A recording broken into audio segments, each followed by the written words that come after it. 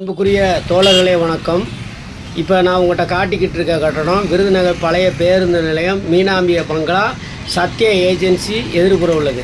இந்த கட்டிடம் மாவட்ட இயக்க மேலாண்மை அலகு தமிழ்நாடு மாநில ஊரக வாழ்வாதார இயக்கம் அவங்களோட கட்டுப்பாட்டில் இருக்குது. இது மகளிர் குழுக்காண்டி கட்டப்பட்ட இடம்.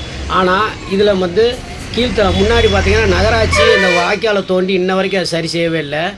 கீழ்த்தளம் அண்டர் கிரவுண்டு, முதல் தளம், இரண்டாம் தளம், மூன்றாம் தளம், மொத்தம் 3 தளங்கள் இருக்குது. இதில் 20க்கு மேற்பட்ட கடைகள் இருக்குது.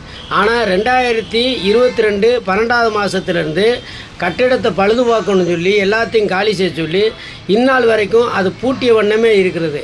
இப்படிப்பட்ட சூழலில் விருதுநகரில் அதாவது ரெவென்யூக்கு தாலுகாவுக்கு ரெவென்யூ டிபார்ட்மெண்ட்டில் அல்லம்பட்டி, விருதுநகர், கோட்டைப்பட்டி, முத்துராம்பட்டி போன்ற விஓ அலுவலகங்கள் இல்லாமல் விஓ தலையாரி இவங்களாம் சொந்த கை காசை போட்டு வாடகை கொடுத்து நடத்திக்கிட்டு வர்றாங்க. அந்த விஓ அலுவலகங்கள் சில இடத்துலலாம் பார்த்தா அந்த வெல்கம் ஸ்டூடியோ கிட்ட மாடிப்பட்டியில் இருக்குது.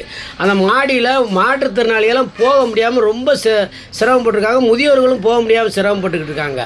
அப்படிப்பட்ட பயன்பாட்டிற்கு இந்த மாதிரி அரசு கட்டடம் தானே, இந்த மாதிரி கட்டடங்களை அவங்களுக்கு வாடகை கொள்ளலாம். இவங்க மகளிர் குழுக்கு மாதம் 2000 ரூபாய்க்கு தான் வாடகைக்கு விட்றாங்க. இது கரண்ட் பில்லு தனி. இப்படிப்பட்ட சூழ்நிலை குறைஞ்சதான் வாடகைக்கு விட்றாங்க. இது அரசு அலுவலகங்களுக்கே கொடுத்துடலாம். அப்போ அரசு அலுவலகங்களுக்கு கொடுக்காம இப்படி பூட்டியே கிடக்கிறனால இந்த கட்டடம் சிதிலமடைஞ்சு வருங்காலத்தில் இது ஒரு பயன்பாடு இல்லாமல் போயிடும். மாவட்ட ஆட்சியரும் தமிழக முதல்வரும் இதை கண்டுகொண்டு நடவடிக்கை எடுத்து திறக்கப்பட வேண்டும்.